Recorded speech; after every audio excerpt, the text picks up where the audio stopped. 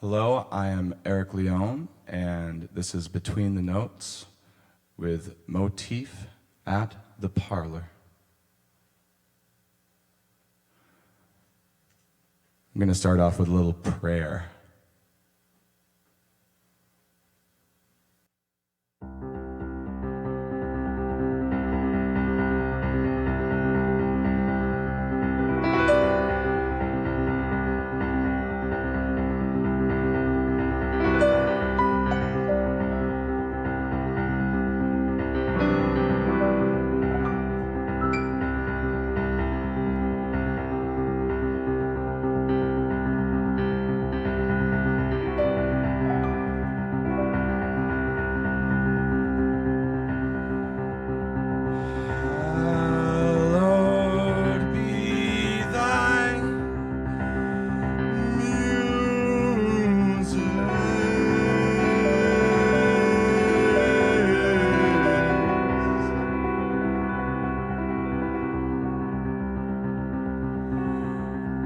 Bless all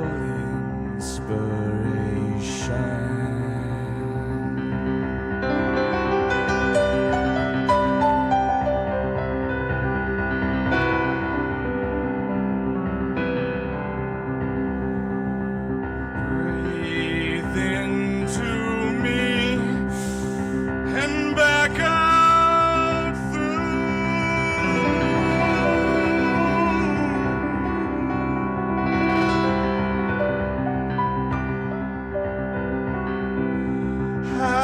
Hallowed be thy muses.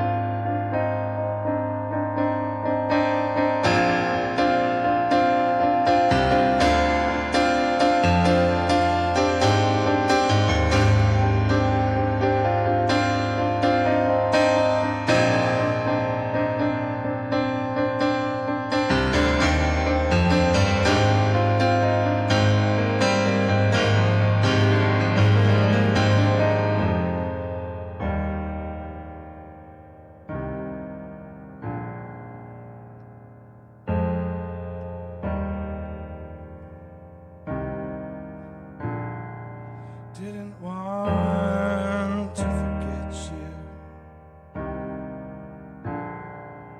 although it seemed like I tried. Didn't mean to miss it now.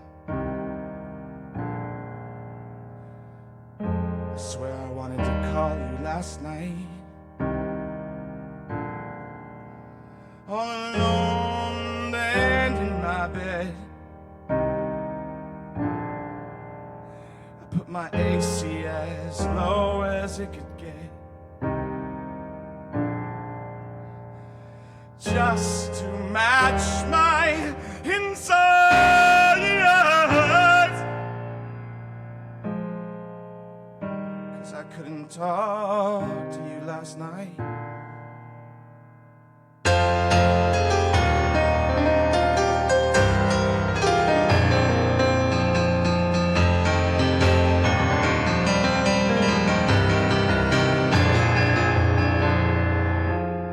Wonder where you went.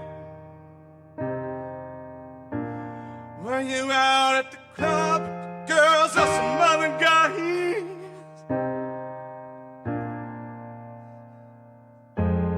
Got nothing but regret that I didn't call you last night.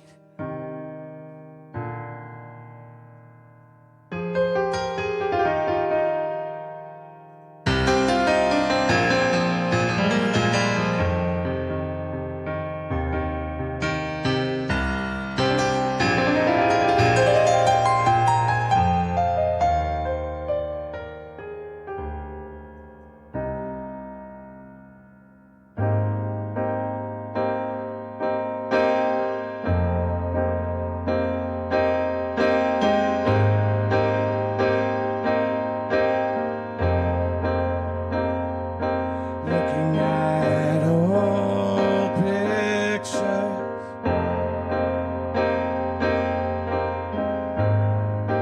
feels so weak.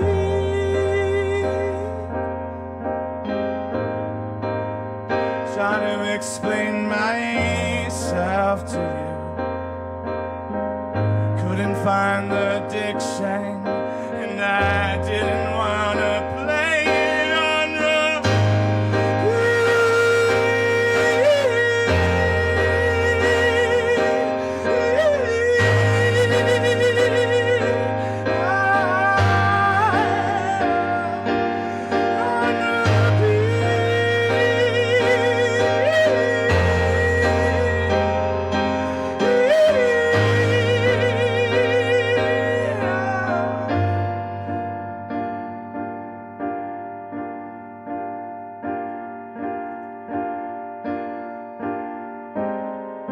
Remember last Christmas when the snowflakes fell at your grandmother's house, and your uncle finally showed up, but it had been like 10 years, wasn't it? Maybe 9, I can't remember. But that's when we needed to go out to the car and I let you cry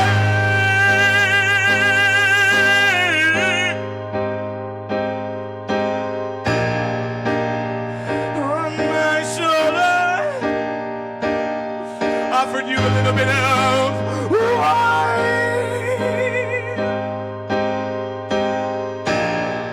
But suddenly it was like you had become colder. Grandmother gave us a card. It was the first time she wrote Mr. and Mrs. Although I know you didn't change your name, and she knows that you didn't change it too. It still meant something to me. Baby, did it mean anything to you?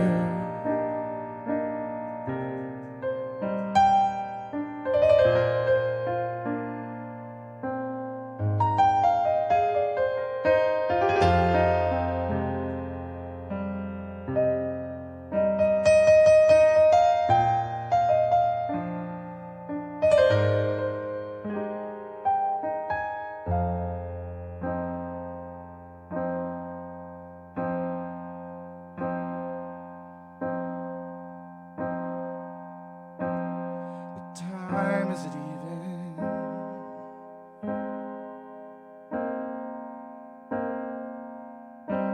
Fuck. It's 3:10 in the morning.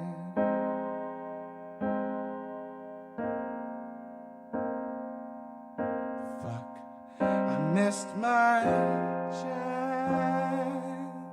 didn't I?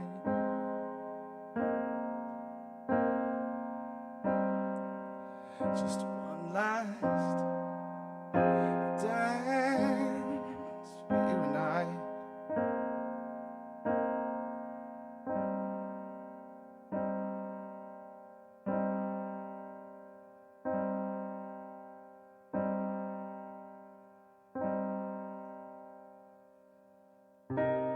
Next Sunday, I think I'm gonna go and visit my grandmother's grave.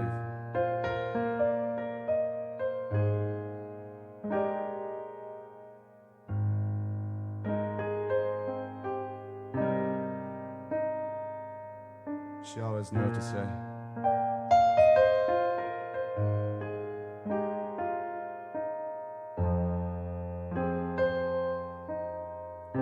Like that time I took a trip with her down to Minneapolis.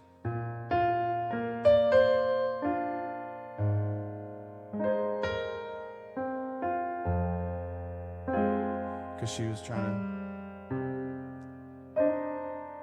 to get me into some nicer colleges, some schools that were away from this place. Cause she knew that everybody needs to get away from where they grew up, at least for a little bit. If they're really gonna know now how to grow out,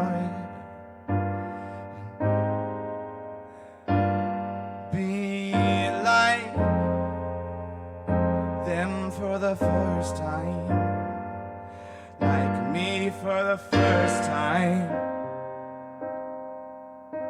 But I didn't get into school. No, I just ended up at a community college.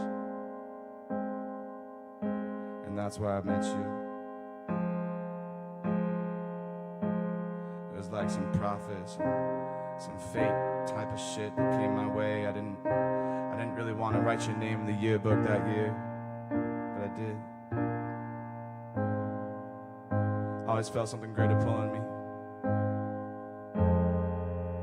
Something great in my soul pulling me somewhere else, but then my heart pulled itself to you. And was it really my heart? I don't really know anymore. I tried to convince you to go down to Florida that one time, but you just wouldn't leave. Just for a week, baby, just for a week we need to get away. If only we could just shoot ourselves across the country, maybe. I don't know, next summer, would you want to go to Burning Man? How about we change up how we live? We could just buy ourselves a piece of land. I don't need my law degree. I'd be lucky if I was just a secretary at a paralegals with this degree. I barely have a fucking 2.85. Who's gonna hire this guy?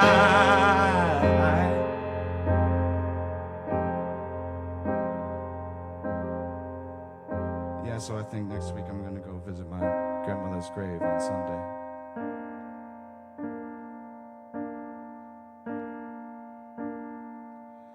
She always knew what to say at times like these.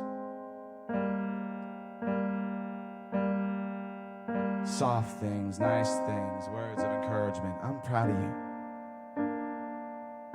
You're doing great. You just gotta believe in yourself. Just keep your chin up.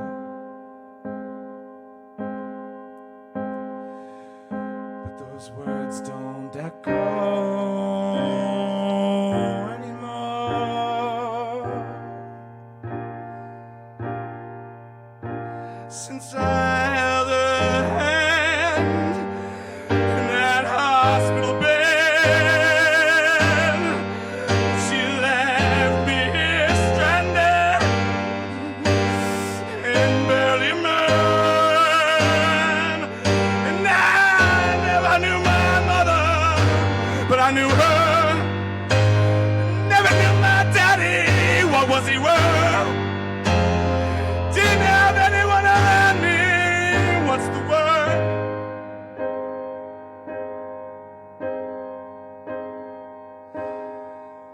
What's the word? Didn't have anyone to trust.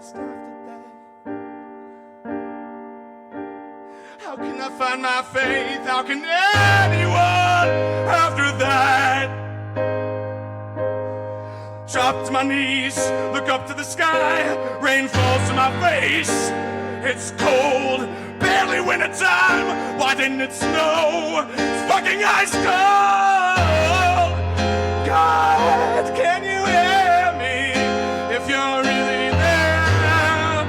God, do you love me like they say? Do you really care?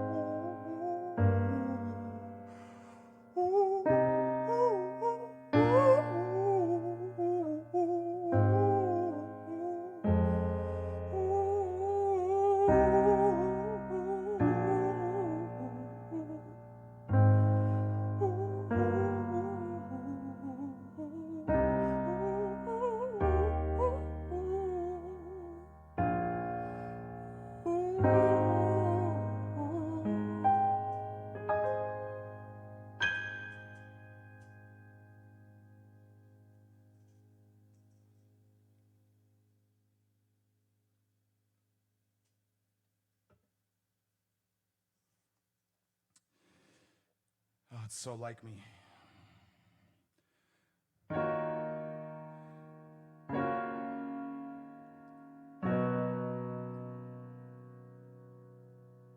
To forget.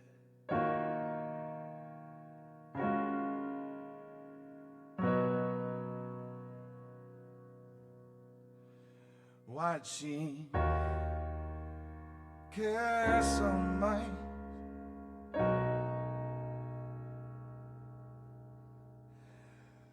Why do I keep living like this rather than living like that?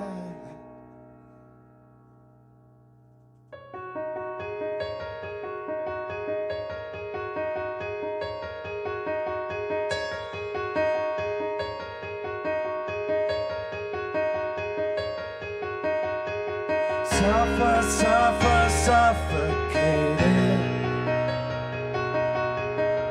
Just a bifurcated. Split in half and this math ain't working out. What would she say if she could see me now?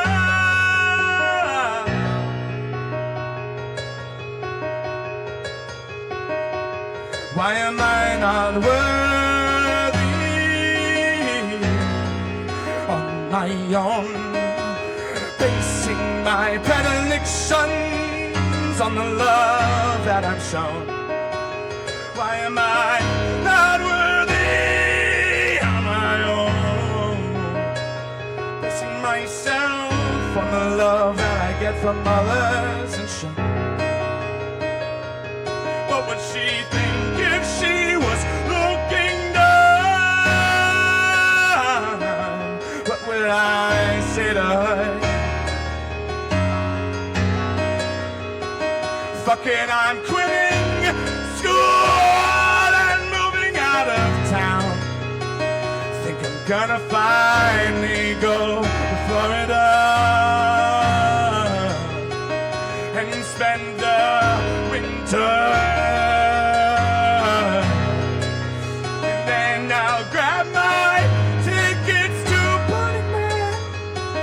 Tickets to Burning Man. Tickets to Burning Man. Tickets to Burning Man.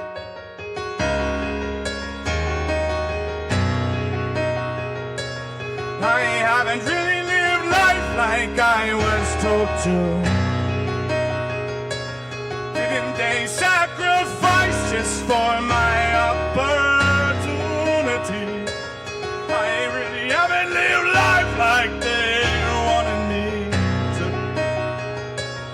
However, I would like just for me.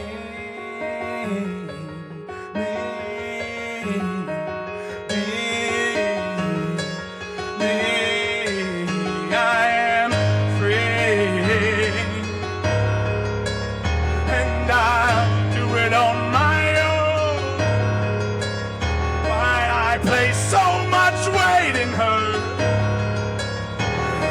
this woman I barely know, while ignoring those that wanted for me, ignoring all those that wanted for me, ignoring all those that died off for me, ignoring all those that wanted the best.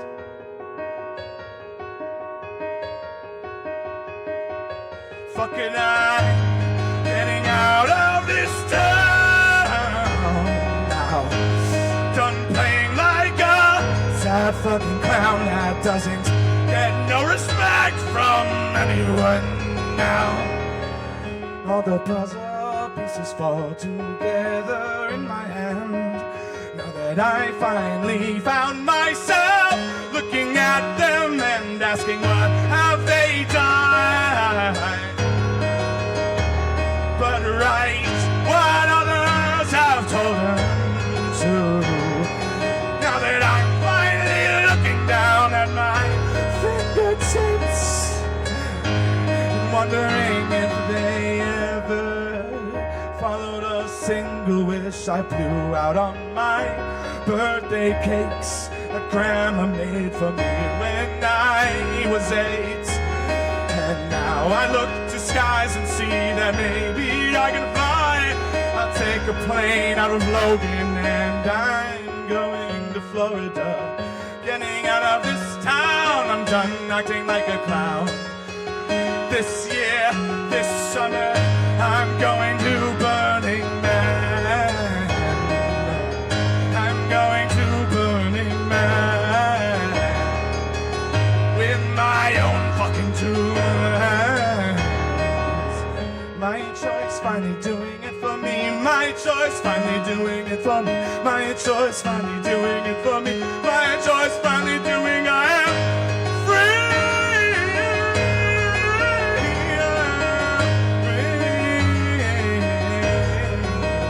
Just like my grandmother wanted for me.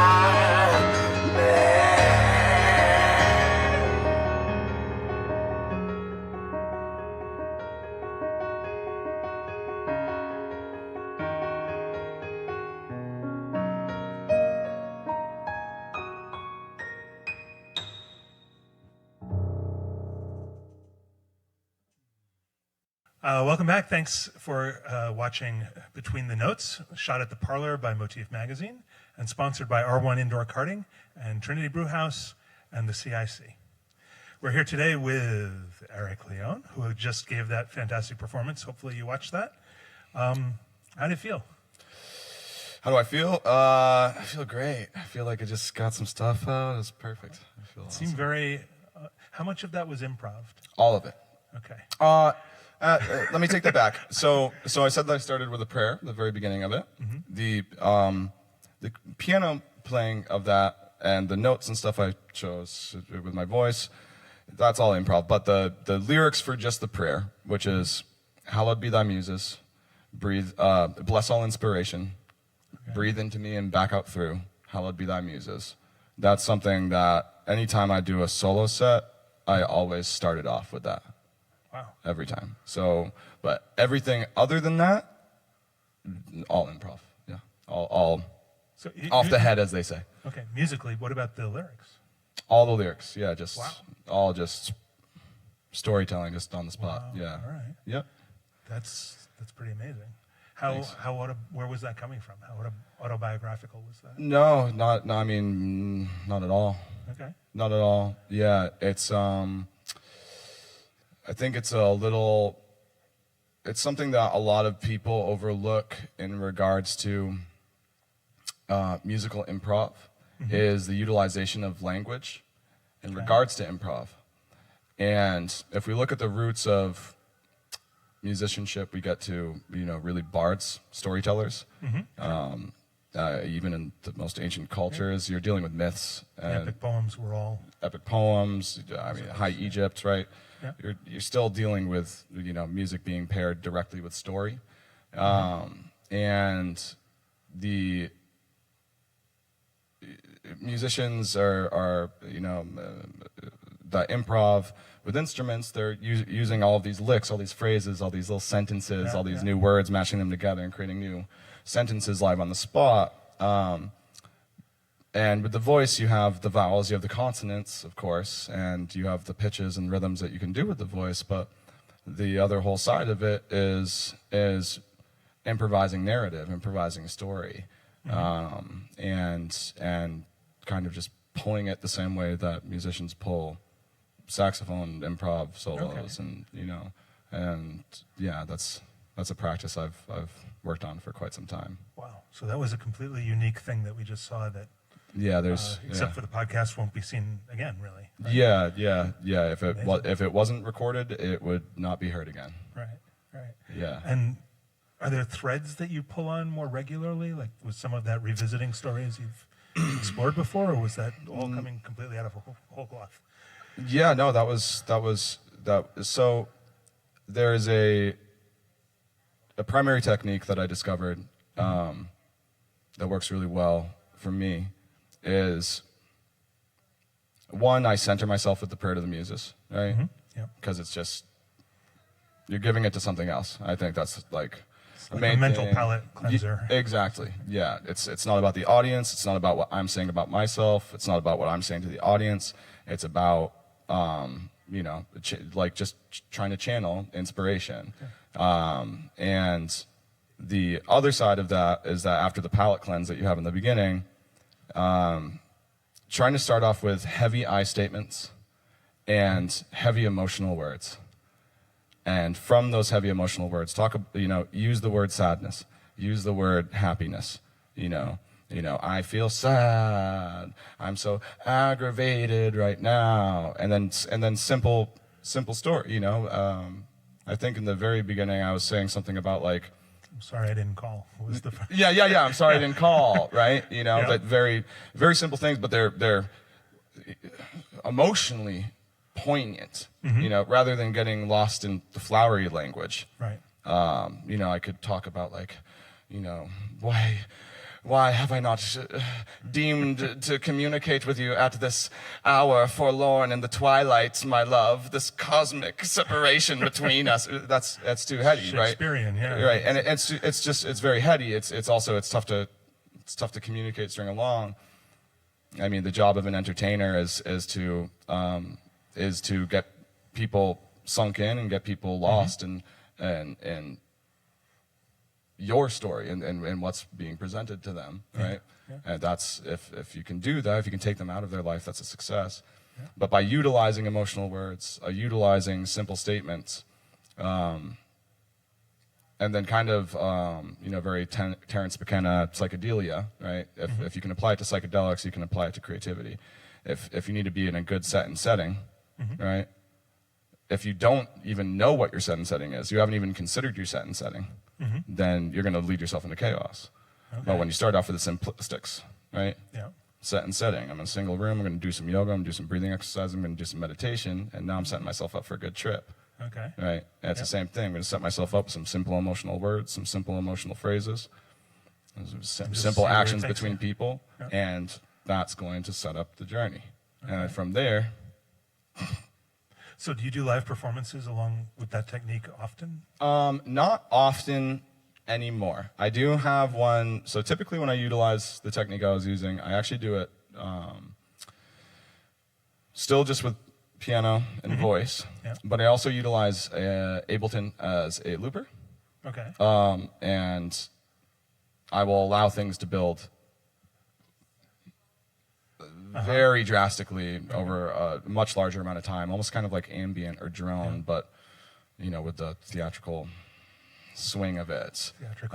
And I am opening up a festival, I think in Shelby, Mass, Fractal Fest this year. Right after their opening ceremony on Thursday, I requested from my good friend Rob Fractal Tribe. He's more or less the lead of the festival now, that I opened the festival. Yeah. And so he put me right after the ceremony. So nice. But it's really nice for me to open something because I get to set the intention of a whole event with the prayer to the muses, and just like bring the whole thing there. So that's the next time that I have a performance like that. I was doing it quite a bit 5-6 years ago, before I moved to the Reliquarium community, fabrication community that I'm a part of. But then as I started to develop relationships in Providence, it's taken more of a back seat. Right. Had you done Fractal Fest before? Yeah, I've been involved with Fractal Fest, I believe, 2016, 17, something like that. Wow. But when I started with Fractal Fest, I was a performance artist in installations that were created and led by my good friend Siyun Cha, who is a fantastic visual artist, photographer, videographer, and performance art installation witch goddess. You know, I mean, she's amazing. Does all the things. It sounds Yeah, I mean, the first time I was at Fractal Fest, I was in a 6-foot deep hole with a glass covering it, completely naked, with my rat running around inside, and lights shining on my body. The second year, I was surrounded by televisions that were playing images of myself and my wife and a few other people, completely glitched out, like RGB televisions, in the middle of the woods with all these wires attached to a metallic rib cage in my back, while I was covered in cornstarch and had white out contacts, and I was shaking like a death person. I even tried to make sure that my genitalia was looking sickly, because I wanted to really, because for a man, when you're naked in let's say a performance art piece, if I could act as whatever hurt as I want, but if we have a weather vane on our body, right, that's easily seen, if that weather vane is relaxed, right, then the suspension of disbelief gets broken very easily. So I literally put myself on ice beforehand, so that it looked like I should be in a sick bed. Okay. And it was so good. There are people tripping balls, just fucking running away from the install. even Siyun, like, she was like, I remember hearing people asking, like, is he actually okay? She's like, I actually don't know. Wow. Okay. So that's how I started at Fractal, but that's a in very the last method approach to performance. I love method is my way. I love method. I mean, not the traditionalist method, but to incorporate aspects of method in any entertainment approach, any live performance approach, I think is very important. Make sure that you actually feel it. You know, when you're trying to, you don't need to convince anyone that it hurts if you can convince yourself that it does. Right. Wow. All right. And it sounds like you're not even convincing yourself. You're actually. I'm going there. Hurting, yeah, so, yeah. I'm going there. Let's go. That's the easiest way to convince yourself. So what sort of reaction are you like? You're loving that people were running away, tripping balls. What are you looking for when you do a piece like that? I mean, great art has an effect, right? Plain and simple. It just has an effect on people. So making them feel something. Yeah, exactly. And making them feel something that is outside of their standard reality. You know? Yeah, their standard experience, the standard social dynamics, civilization that they may be a part of, culture that they may be a part of. You know, something that really, as a comedy, will make you laugh, right? It makes you laugh. It's not your choice. A great comedy forces you to. Oh my! That's a great comedy forces you to feel that way. A great horror forces you to or feel building anxiety, right? Yeah. As long as it's forcing the people, the audience members, to feel, to not simply feel, but to have their reality replaced for a second. Okay. Right? Which is truly suspension of disbelief. Right? Okay. Suddenly, they can no longer disbelieve the reality of what they're witnessing. It is reality for a moment. And they're in that moment. And they're in that moment with you. Yeah. And now that gets to make them go home, and as with a comedy, will make them consider, why don't I laugh so much? Why isn't my life filled with more laughter, right? Okay. And with things that provoke what some would consider negative emotions, right? Or more hurtful emotions. It allows them to go home and reflect upon the minor things in their life that evoke those emotions, and then compare it to these major realities that I've forced them to feel. And suddenly they need to be looking at their own shit. They're like, I stubbed my toe. It's not that bad. Yeah. It's not like that. Naked, covered in cornstarch with ice on my... Right? Yeah. Right? It's not like what that was. You know, it's not that level of uncomfortable. And also, the ability, if people aren't having that kind of reaction, if people do appreciate the art of it, then what you're doing is you're converting people's relationships with what are considered negative emotions and showing them the beauty of them, right? Yeah. Where I think Radiohead is a great example. You know, Radiohead is a very... In what way? Like a lot of people look at them as like a little bit of like a more depressing, slow, somber kind of music that they evoke. Right. But they show it in such a beautiful way. Or Chopin's Nocturnes is another great example. It's literally when Chopin wrote those, he was in the height of depression in his life, around the age, I think, like 27, 28 years old. And he never actually even wanted them to be released because he didn't agree with, you know, just releasing something that was so hurt. But the thing is about the feelings of hurt is that when you can show people how beautiful hurt can be, then suddenly they can bear their own hurt with a little bit more grace. They can see the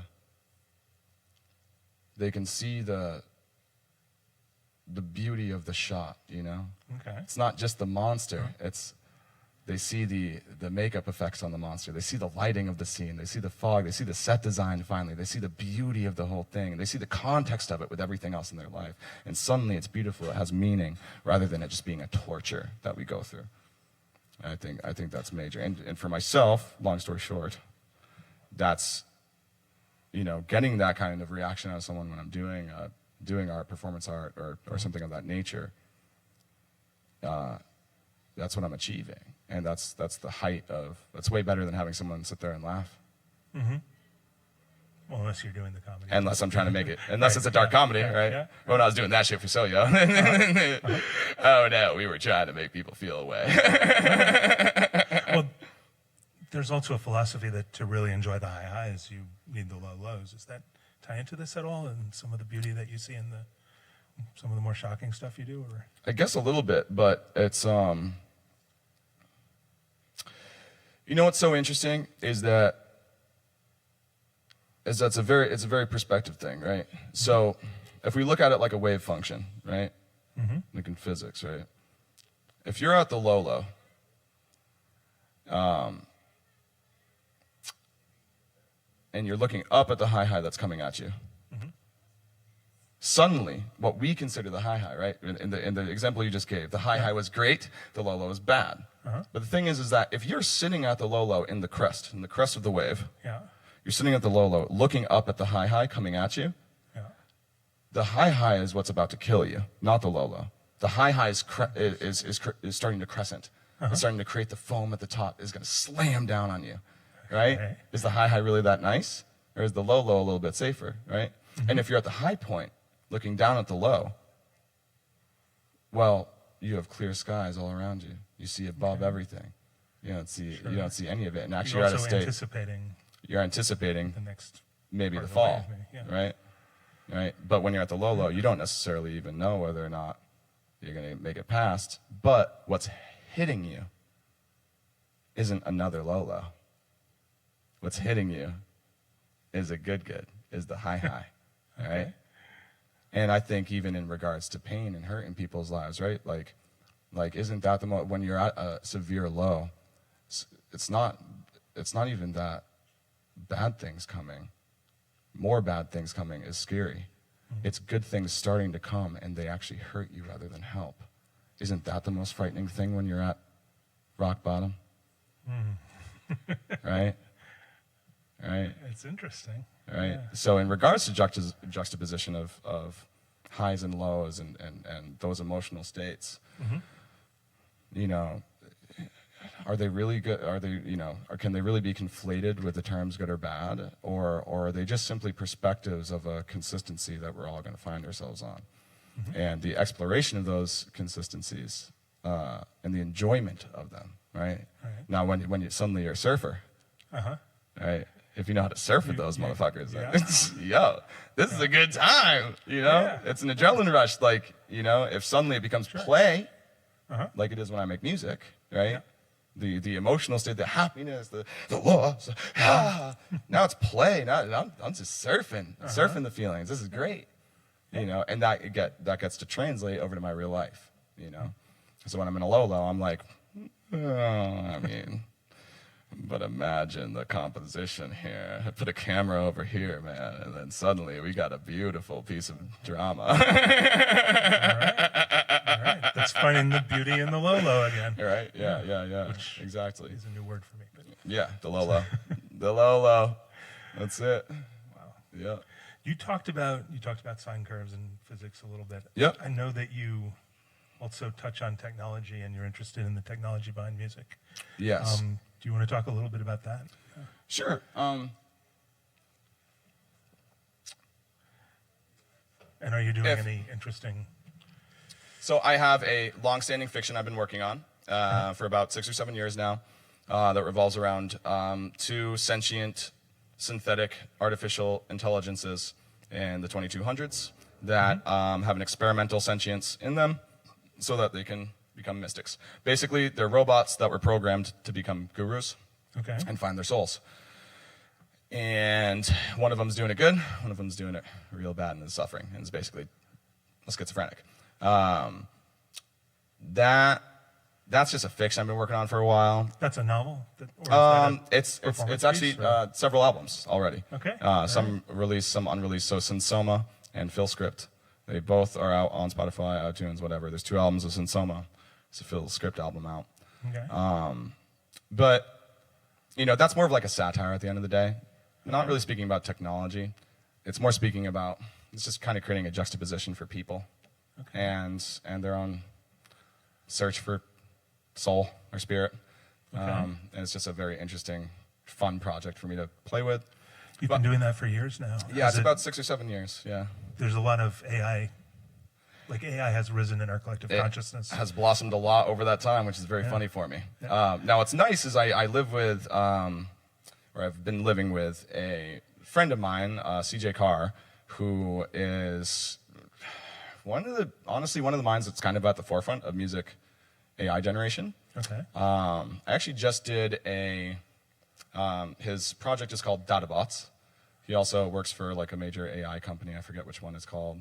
But he just released a song where I'm his first human training model, where he treated me as an AI. What does that mean?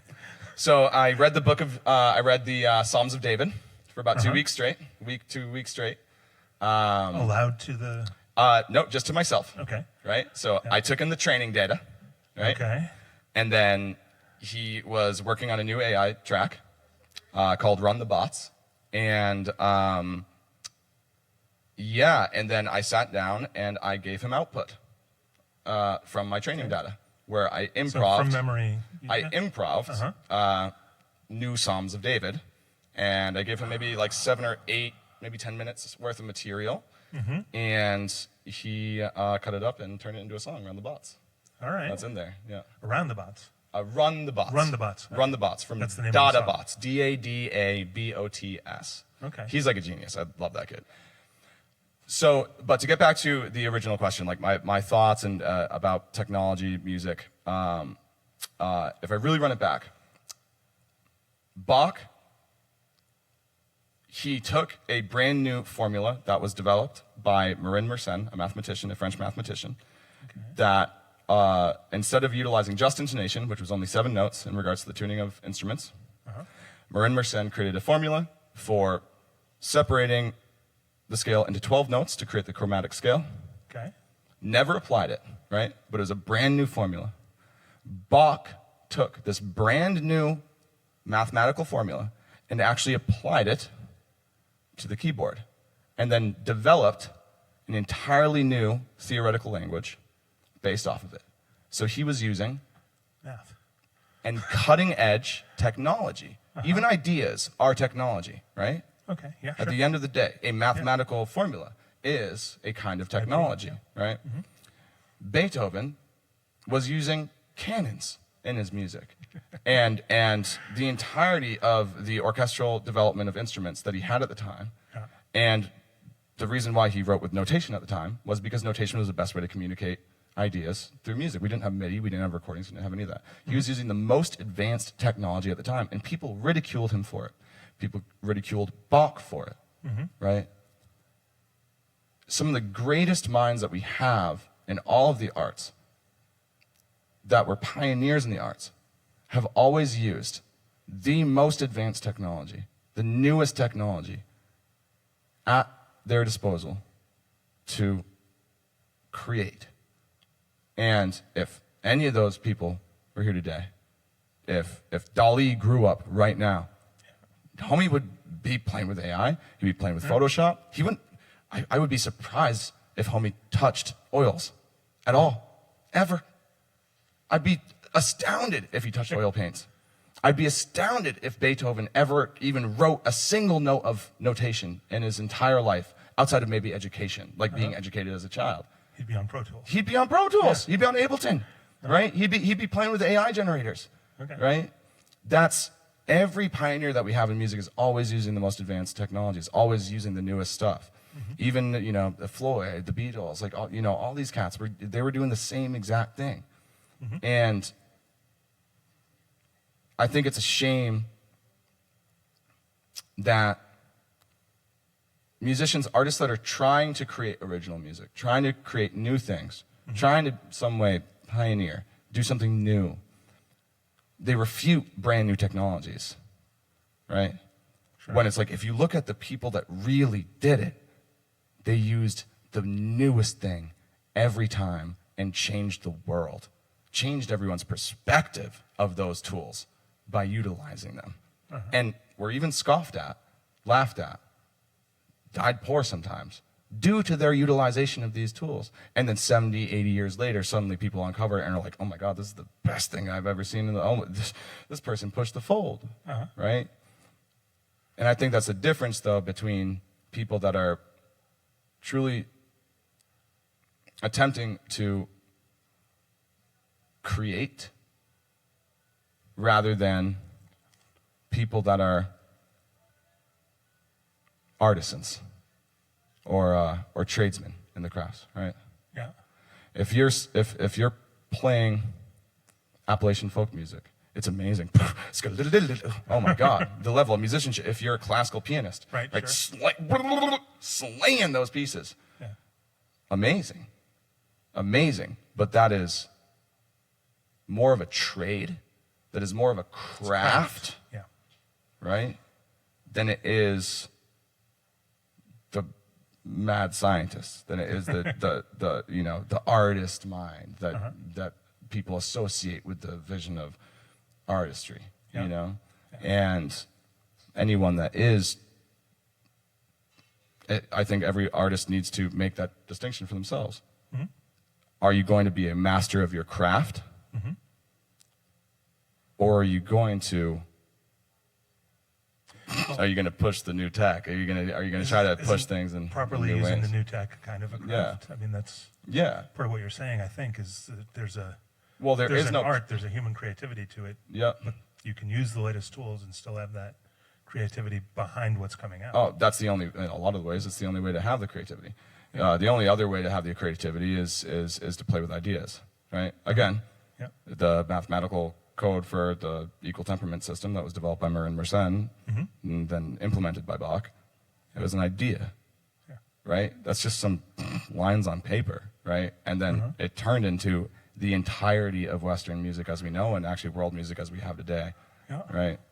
Just one person's dorky hobby Like, imagine if Yeah. it wasn't 7 notes, it was 12, and you could change keys however you wanted to. Boom. Here's an entire 400 years of music right there.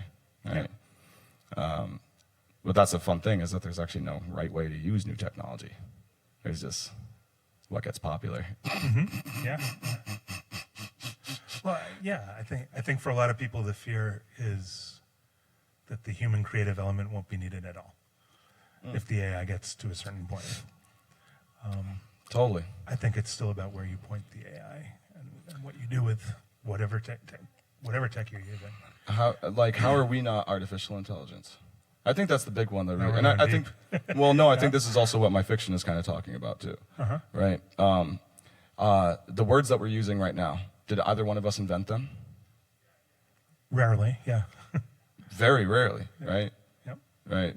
Maybe every once in a while someone comes up with a diggity or something, you know, some weird shit some new like word, that, yeah. right? Yep. But vast majority of the time, every single thing that's coming out of our mouth was pre-written, was pre-programmed, Right. right? And We're finding new configurations. we're finding new configurations. Is that not AI?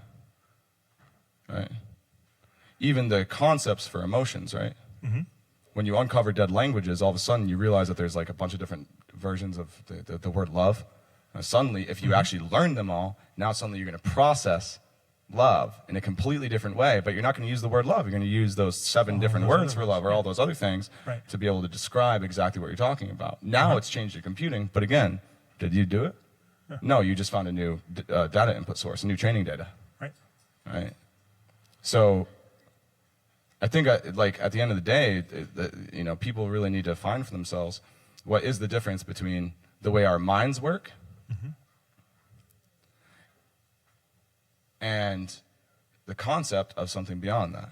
Right. Yep. Done. All right. Thank you, Greg.